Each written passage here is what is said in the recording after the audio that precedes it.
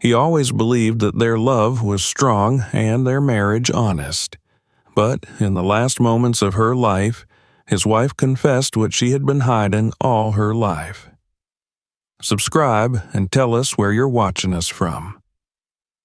The year was 1955.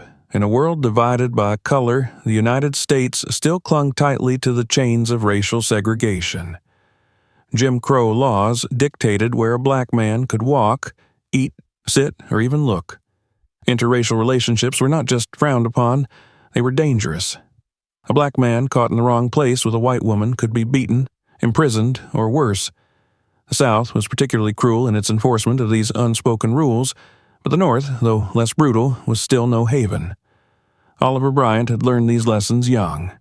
Born into poverty in a small southern town, he had spent his life watching men like his father struggle under the weight of a system designed to keep them down. His father had been a factory worker, his mother a tired woman who spent more time scrubbing floors in white homes than in her own. Oliver had worked from the time he could walk, fixing cars alongside his uncles, learning the way engines breathed and groaned under the weight of labor. By the time he turned 18, he had become a mechanic in a small auto shop, one of the few jobs where a black man could earn an honest living without serving a white boss face to face. Oliver was tall and lean, his skin dark as polished mahogany. He had a quiet confidence that unnerved white men and intrigued white women, a dangerous combination in the world he lived in. But Oliver had never been foolish enough to entertain such dangers. He had seen what happened to black boys who let their eyes linger too long on white skin. That was until Sarah Whitmore. Sarah had never known poverty. Born into a prominent white family, she had spent her childhood in silk dresses and expensive shoes, her days structured by etiquette lessons and social events designed to mold her into the perfect Southern wife. Her father, Charles Whitmore, was a man of influence, a businessman whose wealth came not just from investments, but from the power he held over others. He believed in bloodlines, in purity, in the superiority of those who shared his complexion. But Sarah had never felt at home in her father's world. She had grown up suffocating under the weight of expectations she did not wish to meet. She was supposed to be quiet, obedient, demure. Instead, she was curious, restless, always searching for something beyond the perfect life laid out for her. The night she met Oliver, she was 18 years old. The summer heat clung to her skin as she slipped into a dress she had been told was too bold, too revealing. The air smelled of whiskey and cigarette smoke as she entered the dimly lit basement, where the music of rebellion played, jazz, smooth and electric, notes curling around the edges of segregation like whispers of defiance. The party was one of the few places where color lines blurred. Young people, black, white, and everything in between, came together in secret, sharing drinks, laughter, and glances that could never be exchanged in daylight. It was there that Oliver first saw her. She was nothing like the white women he had been warned about. There was no fear in her eyes when she met his gaze, no hesitation in the way she moved toward him. Her blonde hair cascaded over her shoulders, her blue eyes alight with something dangerous, curiosity, excitement, defiance. She asked his name. He hesitated, she smiled. And suddenly, Oliver found himself speaking, his voice low and careful, as if testing the air between them. They talked for hours, their words slipping into the space between them with ease. She was fascinated by the world he came from, the way he spoke, the way he thought. He was wary but intrigued by her boldness, by the way she seemed untouched by the fear that governed his own life. It was intoxicating. It was foolish. It was inevitable. When the night ended, she told him she wanted to see him again. He knew he should walk away, but he didn't. The first time her father saw them together, it was an accident. Oliver had been working late at the auto shop when Sarah appeared at the edge of the garage, her pale skin illuminated by the glow of the street lamp. His heart clenched as he glanced around, his pulse hammering in his ears. She shouldn't be there. It wasn't safe. But before he could usher her away, a black car pulled up to the curb. Charles Whitmore stepped out. The world seemed to stop. Oliver saw the moment realization dawned in the man's eyes. The way his face twisted in rage, the way his body tensed with the kind of fury only white men had the privilege of expressing. Sarah tried to speak, but her father silenced her with a glare so cold it could have frozen the summer air. Then, without another word, he grabbed her by the arm and dragged her away. Oliver didn't move. He knew better than to follow. The next morning, he found a note slipped under the door of the garage. "Stay away from my daughter." It wasn't a warning. It was a threat. And for the first time in his life, Oliver realized that he was not afraid of white men like Charles Whitmore. He was afraid of what he was willing to risk for Sarah. The next few weeks were hell. Sarah was forbidden from leaving the house. Every move she made was watched, every phone call monitored. Her father refused to speak to her, as if acknowledging her existence would somehow taint him.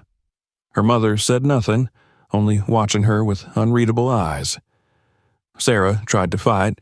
She argued, she screamed, she begged, but her father's will was law, and there was no court that would side with a daughter who dared defy the man who owned her world. And yet, she found a way. A letter slipped into the pocket of a delivery boy, a whisper in the ear of a maid who had once known love beyond color lines. A meeting, late at night, when the world was asleep. She found Oliver again, and this time she told him what he already knew. Her father would never let them be together. But she had made her choice, and she had chosen him.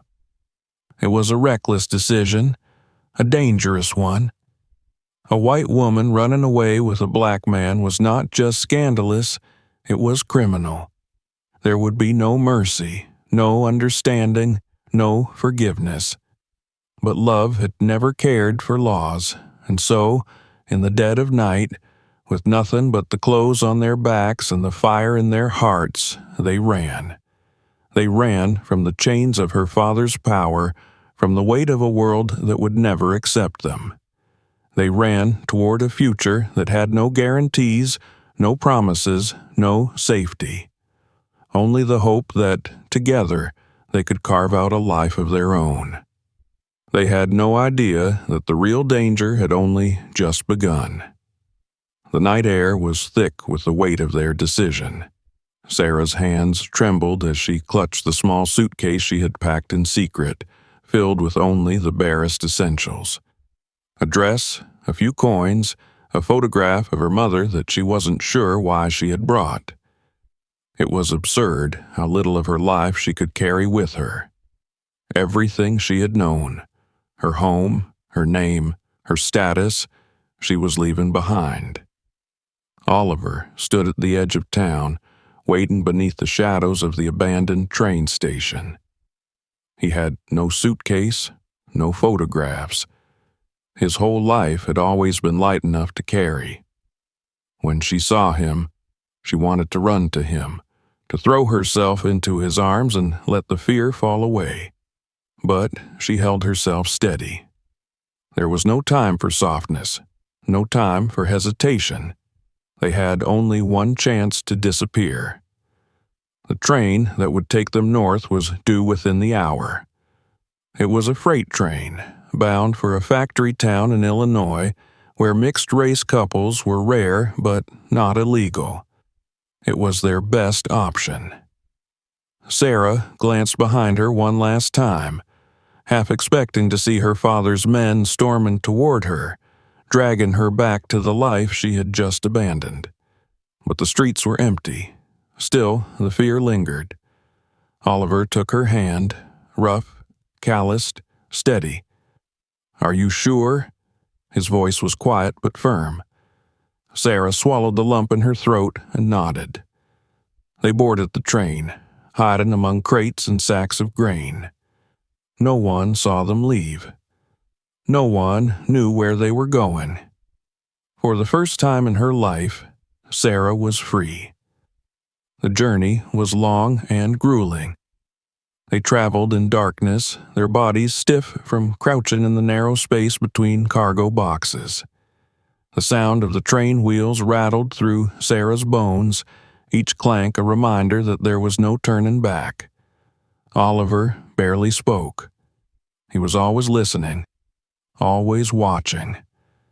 Every time the train stopped, he tensed, waiting for the sound of approaching footsteps, for the doors to slide open and reveal men with guns ready to tear them apart.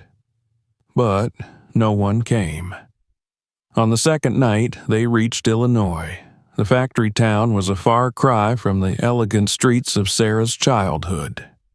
The air was thick with smoke, the streets lined with soot-covered buildings, the people weary from long hours of labor. But here, they were just another couple. No one looked twice at a white woman standing beside a black man. It wasn't acceptance. It was indifference. And indifference was enough. They found a place to stay in a cramped boarding house where the walls were thin and privacy was non-existent. Their room was barely big enough for the narrow bed they shared, but it was theirs. Oliver took a job at the local steel mill, working 12-hour shifts in unbearable heat. Sarah found work as a seamstress, her fingers blistered from long hours of stitching. It was hard, grueling, and nothing like the life she had known. But she never complained, because for the first time she had chosen this life. The marriage took place in a tiny church on the outskirts of town. There were no guests, no flowers, no music, just the two of them and a preacher who barely looked at them as he muttered the vows. There was no ring, no celebration, just a quiet exchange of promises, spoken not for the world, but for each other. When the ceremony ended, Sarah stood outside the church, staring up at the sky, feeling the weight of the moment settle in her chest. She was no longer Sarah Whitmore, daughter of privilege.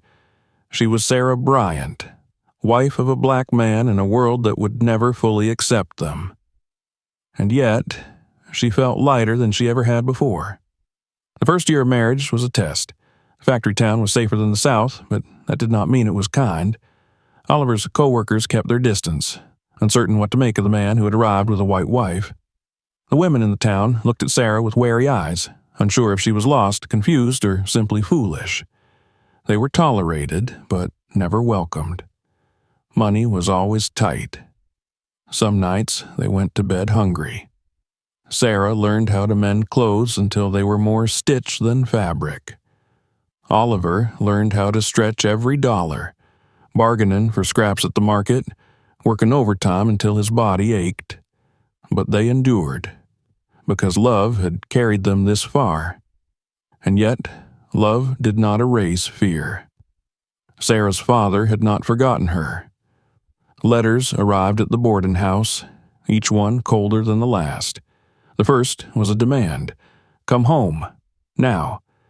The second was a warning, "You don't understand what you've done." The third was a threat, "You will regret this."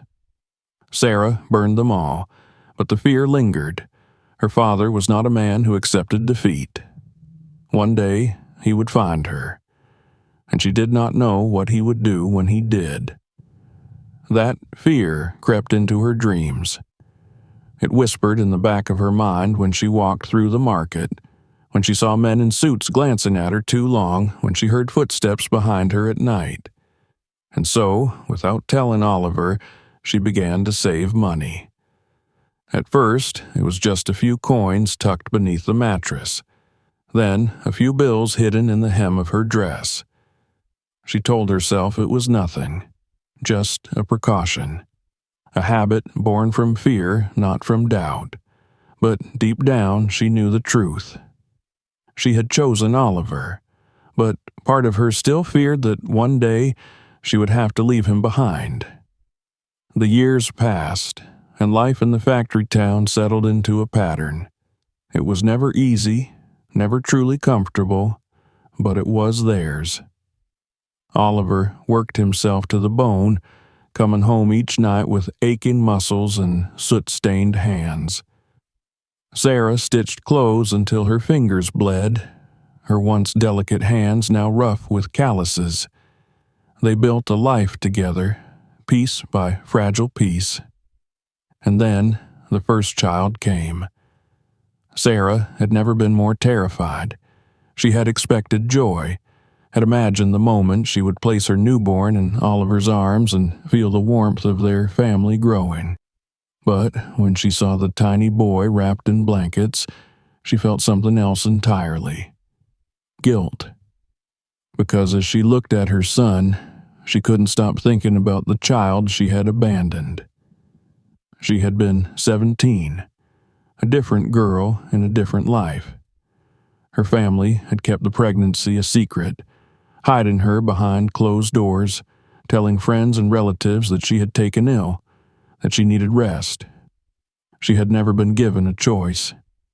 When the baby was born, a boy, just like this one, she had barely been allowed to hold him before he was taken away. Her father had arranged for everything. A quiet adoption, a discreet payment to ensure there would be no records, no connection to the Whitmore name. Sarah had cried for weeks, but in time she had learned to silence the ache. She had told herself that it was for the best, that the child would have a better life without her, without the burden of scandal. And then she had met Oliver, and she had buried that past beneath a new life, a new love. But now, holding her newborn son in her arms, the past clawed its way back. She had another child out there, a son who had been lost before he even had a chance to know her. She never told Oliver. She couldn't. The weight of that secret settled into her bones, a quiet, gnawing guilt that never fully left her.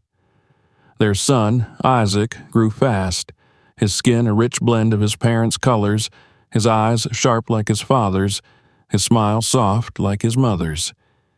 He was the first thing they had ever truly built together, a living testament to their love. And yet, Sarah couldn't shake the feeling that something was missing. She dreamed of the child she had given away. She wondered if he looked like Isaac, if he had her nose, if he had Oliver's steady gaze. She wondered if he ever thought of the mother he had never known. She never spoke of it. Instead, she buried it deeper. And she devoted herself to Isaac, to Oliver, to their life.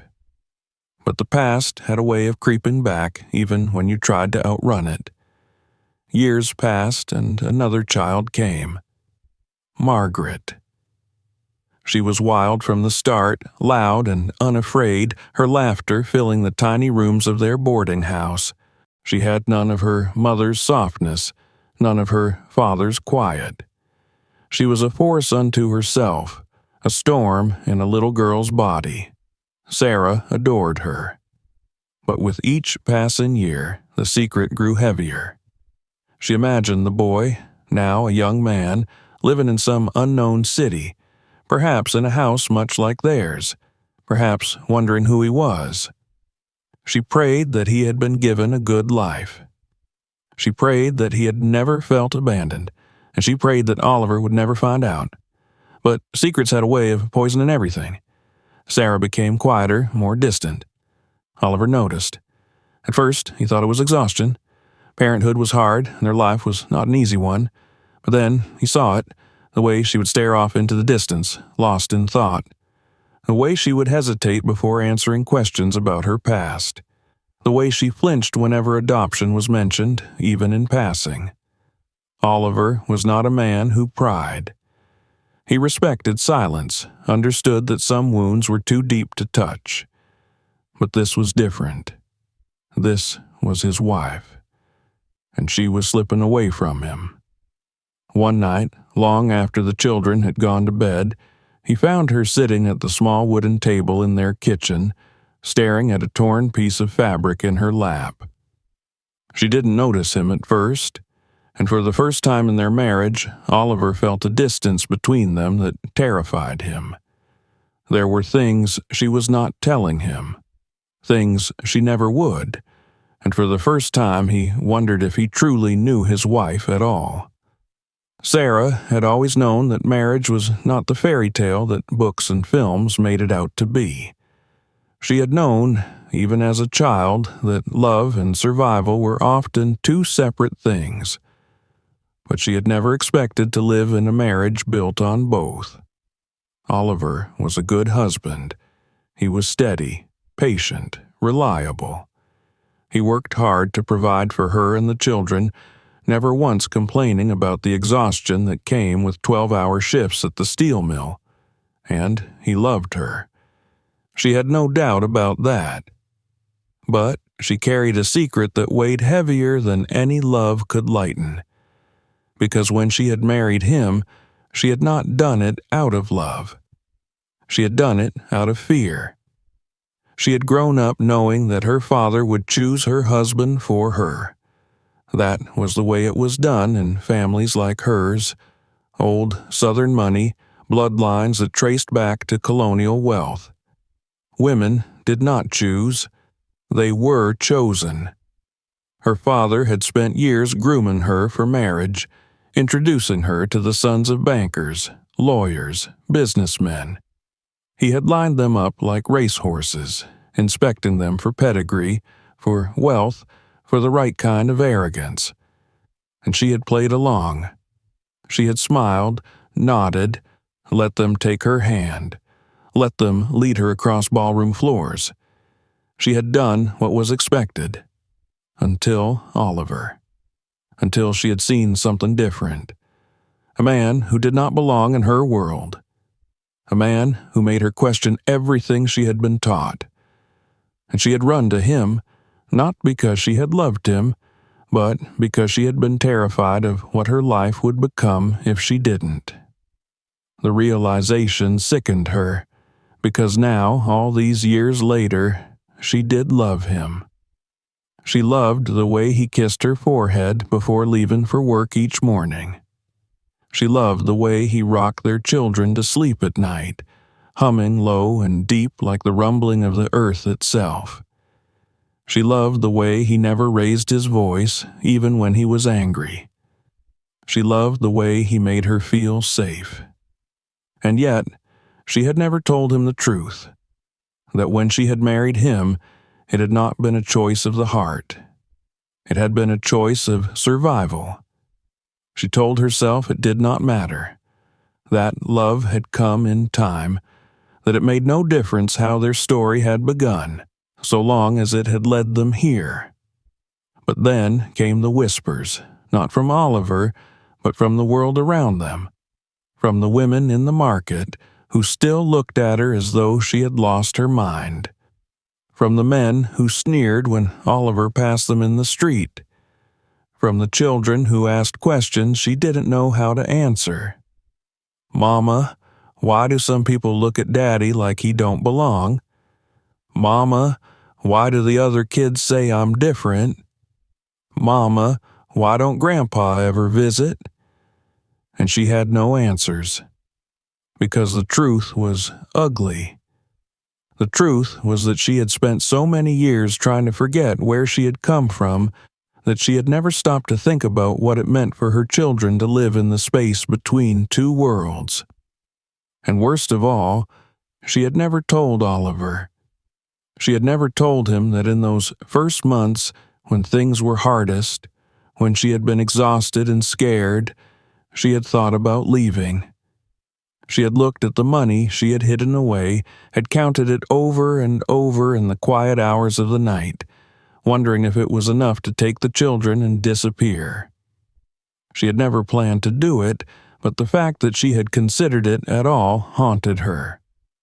Oliver was no fool. He saw the way she avoided certain questions.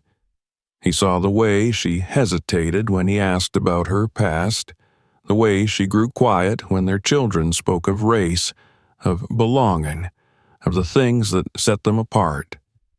And he wondered, not just about her secrets, but about her love. Did she love him because he was her choice, or because he had been her only escape? It was a question he was afraid to ask, because he wasn't sure he wanted to know the answer. Sarah had convinced herself that the past was behind her. She had built a new life, a family, a home that, while modest, was safe.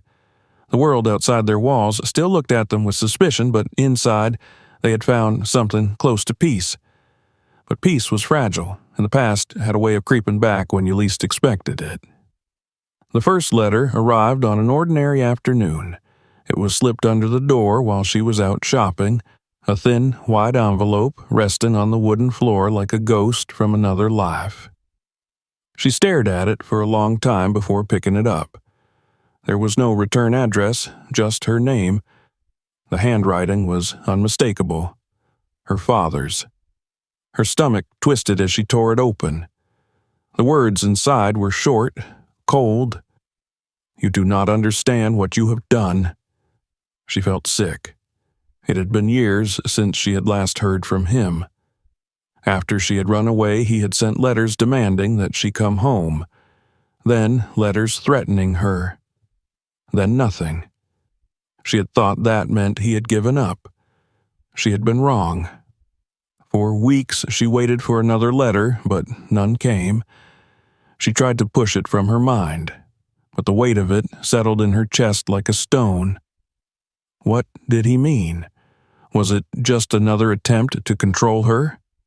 Or was it something worse? She told herself not to worry. But then she saw the man. It was early evening. She had taken the children to the market, letting them chase each other between the stalls as she bartered for potatoes and fresh milk. And then she saw him. A white man in a suit standing at the corner of the street. He wasn't buying anything. He wasn't talking to anyone. He was watching her. A chill ran through her. She told herself she was imagining things, but the next day she saw him again. And the day after that, always at a distance, always watching. She didn't tell Oliver. She knew what he would say. "You're seeing things. You're worrying over nothing." Or worse. "If it is your father, we need to face him." But she didn't want to face him. She just wanted him to stay in the past where he belonged. And then the second letter came. This one was different. It was not from her father. It was from someone she had never expected to hear from again. "I know who you are." Her heart stopped. She read it again. The handwriting was unfamiliar. The message was vague, but she knew. Someone had found out about her first child, about the son she had abandoned all those years ago, a secret she had buried so deep it had nearly been forgotten. And now, someone new. She felt the walls of her world begin to crack. For days, she said nothing. She barely slept. She barely ate. Oliver noticed. He asked her what was wrong. She told him it was nothing, but he knew better. And when he found the letter, crumpled and hidden at the bottom of her dresser drawer, she could see the shift in his eyes. A realization that there were things about her he had never known, and maybe, after all these years, he didn't know his wife at all. Sarah had always known that the past would catch up to her one day. She had spent years convincing herself that the life she had built was separate from the one she had left behind.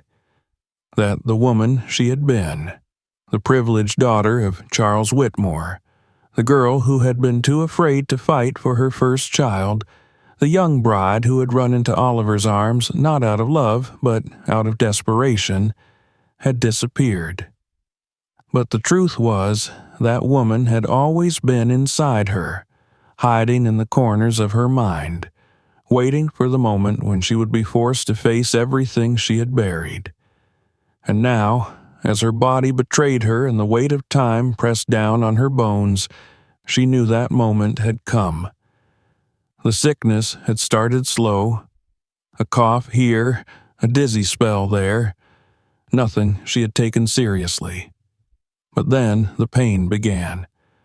A sharp, relentless ache in her chest that stole her breath, that made the simplest movements unbearable. Oliver noticed first. He watched her struggle to lift the iron pot from the stove, saw the way she winced when she thought no one was looking. At first, he said nothing, but one night, when she collapsed on the floor while folding laundry, he knew they could not ignore it any longer. The doctor came the next morning. He was a white man, middle-aged, his face unreadable as he pressed his fingers to Sarah's wrist, listening to the rhythm of her pulse. He asked her questions, nodded at her answers, frowned at her silence. When he spoke, his voice was calm. Too calm. She had seen that kind of calm before. The kind that softened bad news, that pretended kindness while offering no solutions. She was dying. It was her heart, he said, weakening, failing, nothing to be done. Oliver stood in silence, his hands clenched at his sides. Sarah closed her eyes. She had expected fear, but all she felt was exhaustion. She had been running from so many things for so many years. Maybe it was time to stop. Oliver refused to accept it. He spent days searching for another doctor, another answer, another hope. But the answer was always the same. Her time was running out. And she knew more than anything that she could not leave this world without telling the truth. She had spent a lifetime keeping secrets. It was time to set them free. One evening, as the sun dipped low behind the rooftops, she asked Oliver to sit with her. He hesitated at first. There was something different in her voice, something final. He was afraid, not of her dying, but of what she was about to say. She told him everything, about the money she had hidden away, about how, in the early years of their marriage, she had doubted him, had doubted their life together, had feared that one day she would need to escape. She told him about her first child, the son she had abandoned, the life she had erased. She told him about her father, how, even in death, he had managed to haunt her, how she had never truly been free of him. And finally, she told him the worst truth of all, that she had not married him for love, that she had married him because she had been afraid, because he had been her escape, not her choice. Oliver sat in silence. She could not read his expression, could not tell if he felt anger, or pain, or nothing at all. She felt the tears slip down her cheeks, felt the weight of a lifetime's worth of guilt pressing against her chest. And then she told him the only thing she knew to be true, that despite everything, despite the lies, the secrets, the mistakes, she had come to love him, truly, deeply, more than she had ever thought herself capable of. She loved him, and she hoped in the end that would be enough. The days blurred after that. Oliver said little. He took care of her. He held her when the pain was too much, wiped her forehead when the fever came, carried her to bed when her legs could no longer support her. But he did not tell her how he felt. She did not ask. She did not need to know, because in the end, it did not matter. He was still there. And for her, that was enough. One night, as the cold crept through the house and the weight of her body became too much to bear, she felt Oliver's arms around her. He whispered something, so soft she barely heard it. And as she closed her eyes for the last time, she smiled, because she knew in that moment that he had forgiven her. Or maybe he hadn't. Maybe it didn't matter. Maybe love was not about perfection. Maybe it was about choosing to stay, even when it hurt, even when the past could never be undone, even when goodbye was the only thing left to say. The house was too quiet, the kind of quiet that settled into the walls, into the space between breaths, into the weight of a body that would never rise again. Sarah was gone, and Oliver sat in the silence of their bedroom, staring at the empty space beside him, at the pillow that still held the faintest imprint of her head. For days he had not moved it, as if by leaving it untouched he could trick himself into believing she was still there. But the truth was inescapable. She was gone, and she had left him with a lifetime of secrets. Her confession had broken something inside him, not because she had lied, but because he had never truly suspected, for all of the years they had spent together, for all the moments they had shared. He had believed in her, believed that their love had always been real, that it had been built on trust, not necessity. And now he didn't know what to believe. Had their life been a lie? Had she ever really chosen him, or had he only ever been an escape, a refuge, a way out of a life she did not want? He had spent his whole life fighting to be seen as a man, in a world that called him less than, that told him he was never enough.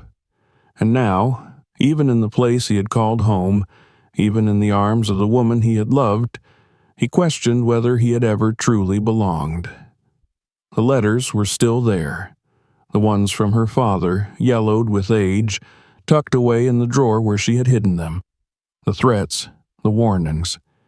And then, the last one, the one that had shattered her in those final weeks. I know who you are. A different handwriting, a different fear. She had never told him what it meant, but now he had to know. He opened the drawer, his fingers shaking as he pulled out the stack of old papers, unfolding them one by one. The last letter was brief, a single sentence. Your son is looking for you. Oliver froze. The room tilted. He read the words again, his breath catching in his throat. Their son. Not Isaac, not Margaret, the one she had given away, the one he had never known existed. His hands tightened around the paper. There had been another child, another piece of her that she had kept from him, a son who had been out there searching for answers. And now she was gone, and all that was left were questions that could never be answered. Oliver sat in the silence, staring at the letter, at the truth of a life he had never truly known, and for the first time since Sarah's death, he let himself grieve, not just for her, but for the life they had built, a life he had thought was real, a life he now realized had been filled with ghosts. The house felt different without her. It wasn't just the emptiness, the absence of her voice, the quiet rustling of her movements as she folded clothes or hummed to herself in the kitchen. It was something deeper. It was the weight of all the things left unsaid. Oliver had spent decades believing he understood his wife, believing that the love they had built was real, unshakable. Now, in the days following her death, that belief was crumbling like sand slipping through his fingers. He sat at the kitchen table, the letter in front of him. Your son is looking for you. The words felt like a wound that wouldn't stop bleeding. Sarah had been carrying this truth for years. She had let it fester inside her, let it eat away at her. And she had never told him. Oliver clenched his fists, staring at the faded ink. How could she? How could she sit across from him at the dinner table every night, knowing she had another child in the world? How could she watch their children grow and never once speak his name? Had she planned to take this secret to the grave? She had confessed so much before she died. The money, the doubts, the fact that she had not married him for love, at least not at first. But this she had kept, and now Oliver was left to deal with it alone. Isaac and Margaret didn't understand. They were grieving too, but their pain was different. To them, Sarah had been a mother, steady and constant, the center of their world. To Oliver, she had been more. She had been his partner, his home, the woman he had fought for, the woman he had trusted more than anyone else in the world. Now, he wasn't sure what had been real and what had been a carefully constructed illusion. Was love still love if it had started as a lie? He didn't know, and he wasn't sure he wanted to find out. Days passed. Oliver worked because it was the only thing that made sense. The steel mill didn't care about grief. It didn't care that his wife was gone, that his world had shifted beneath his feet. It demanded the same thing every day: his sweat, his strength, his time. That, at least, was simple. But nothing else was. Not when he walked through the market and felt the weight of strangers' eyes on him, their silent questions hanging in the air. Not when he lay in bed at night and reached for her out of habit, only to find the sheets cold and empty. And not when he opened the drawer and saw the letter waiting for him, taunting him with the truth he wasn't sure he was ready to face. One evening, after the children were asleep, he sat at the table and unfolded the letter again. There was no name, no address, just a single brutal fact: a son, out there, looking for answers. And Oliver was the only one left to give them. He wrestled with it for weeks. What good would it do to look for this boy, this man, now? What did he owe a stranger who had never been a part of their lives? But then another thought came. What if it had been Isaac? What if someone had taken his son from him, erased him, made him a secret? Wouldn't he want to know? Wouldn't he deserve to? And so, one morning, before the sun had fully risen, Oliver left the house. He walked to the post office, the letter clenched in his hand. And for the first time since Sarah's death, he made a decision. He would find this boy. He would give him the truth that had been stolen from him, even if it hurt, even if it changed everything. Because the past had already taken too much, and Oliver wasn't going to let it take anything more. If you enjoyed this story, don't forget to subscribe for more. Share this video with your friends and let us know your thoughts in the comments. And if you're looking for more captivating stories, check out our other videos. See you in the next one.